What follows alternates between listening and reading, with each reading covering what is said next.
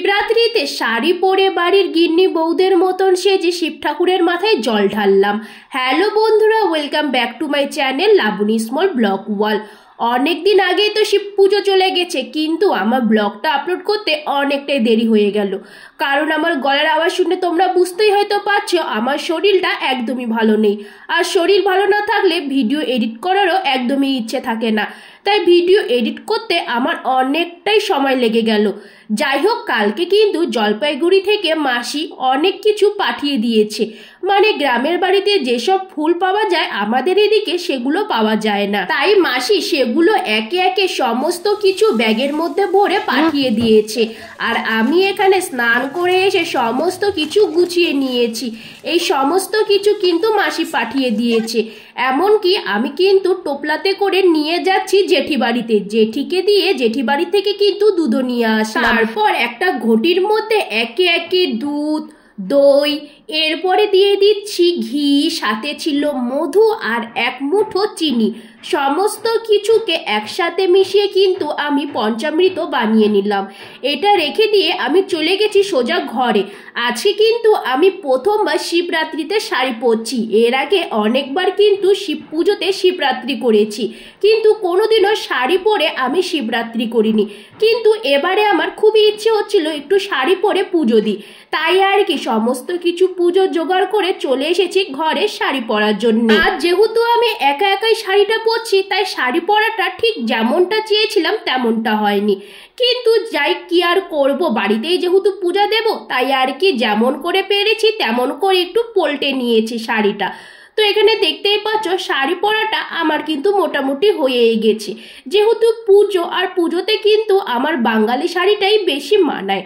তো যাই হোক, আমি কিন্তু সেটা পরারই চেষ্টা করছিলাম। তো এখানে আমি শাড়িটা মোটামুটি পরে নিয়েছি, আর এখন আয়নাতে গিয়ে দেখছিলাম যে শাড়ি পরাটা কেমন হয়েছে।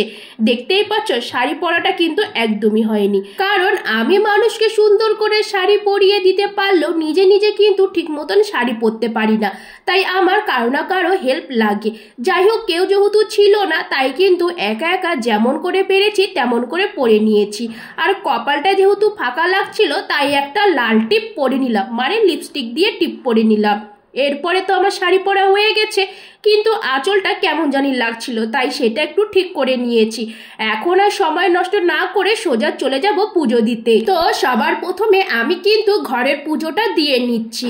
আর এই যে আমি এখন ভিডিও এডিট করছি, ভিডিও এডিট করতে আমার যে কতটা অসুবিধা হচ্ছে আমি তোমাদের আর বলে বোঝাতে পারবো না। কারণ এই কথা বলতে বলতে আমার যে এমন কাশি আসছে, আমি আর ঠিক মতন দম নিতে পারছি না। যাই হোক, কি আর করা যাবে, এই কাশি যেন আমার আর পিছু ছাড়ছে না। তো এখানে আমার ঘরের কিন্তু পূজা দেওয়া মোটামুটি প্রায় হয়েই গেছে। এখন আমি কিন্তু সোজা চলে যাব বাইরে পুজো দিতে। তার আগে কিন্তু ঠাকুর আমি প্রণাম করে নেব। ঘরের সমস্ত ঠাকুরকে প্রণাম করে আমি কিন্তু এখন একে একে চলে যাব বাইরে সমস্ত কিছু নিয়ে ঠাকুর পুজো দেওয়ার জন্য। আর সেই মতো ঘর থেকে একে একে সমস্ত কিছু জিনিস বাইরে এনে রাখছিলাম।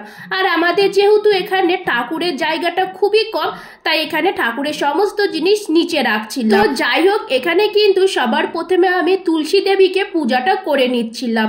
আর আমাকে কিন্তু অনেকে বলেছে যে তুলসী দেবীর সামনে কিন্তু শিব ঠাকুরকে রাখতে নেই। আর এই কথাটার উত্তর কিন্তু আমি অনেক দিন আগে একবার দিয়ে দিয়েছিলাম, কিন্তু তোমরা হয়তো সেই ভিডিওটা অনেকেই দেখোনি, তাই তোমাদেরকে আমি আরও একবার বলছি কেন আমরা তুলসী দেবীর এখানে শিব ঠাকুরটাকে রেখেছি। আসলে আমরা তো আগে জানতাম না যে তুলসী দেবীর এখানে শিব ঠাকুর রাখতে নেই, কিন্তু ঠাকুরটা যেহেতু আগের থেকেই ছিল, আর আমাদের বাড়িতে যেহেতু কাকি আছে, মানে আমাদের ভাড়াটিয়া কাকি, তো আমরা কাকিরা দুজনে মিলেই কিন্তু এই তুলসী দেবী আর শিব ঠাকুরকে আগের থেকে পুজো করতাম। তারপরে শোনার পরে কিন্তু আমরা কিন্তু শিব ঠাকুরটাকে একটু তুলসী দেবীর থেকে সাইডে রেখে দিয়েছি, কারণ হট করে তো ঠাকুরটাকে ঘরে নিয়ে যাওয়া যায় না না।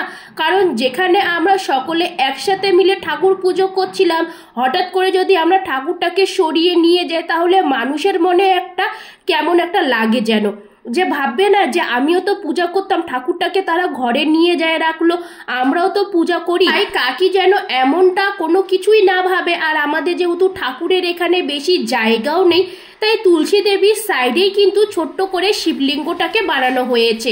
তো যাই হোক, আমি কিন্তু সবার প্রথমে পঞ্চামৃত দিয়ে শিব ঠাকুরকে ভালো মতন স্নান করিয়ে, জল দিয়ে স্নান করিয়ে নিয়েছি। এরপরে কিন্তু একে একে পাঁচ ফল আর নানান রকমের শিব ঠাকুরের পছন্দের ফুল দিয়ে কিন্তু এখানে আমি শিব পুজোটা করে নিচ্ছি। আর আমি কিন্তু প্রত্যেক বছর এভাবেই শিবরাত্রি করে থাকি, মানে শিব পুজো করে থাকি। আর অনেকে কিন্তু 4 প্রহর করে থাকে। আর আমি কিন্তু এখানে দেখতেই পাচ্ছ কিছুটা চাল শিব ঠাকুরের মাথায় ছড়িয়ে দিলাম।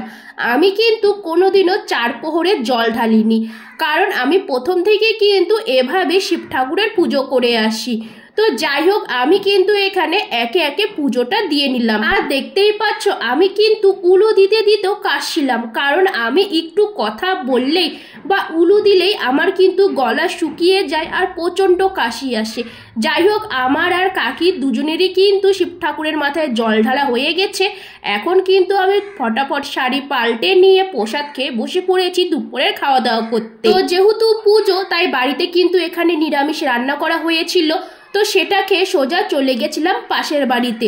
তাদের বাড়িতে কিন্তু শিব ঠাকুরের লিঙ্গ আছে, তো সেখানে শিব ঠাকুরের পুজো হয়েছে। আর বৌদি কিন্তু ডেকেছিল প্রসাদ খাওয়ার জন্যে, তাই বৌদি কিন্তু এখানে প্রসাদটা সাজাচ্ছিল। আর 2 বোন দেখতে পাচ্ছ সেম সেম জামা পরেছে।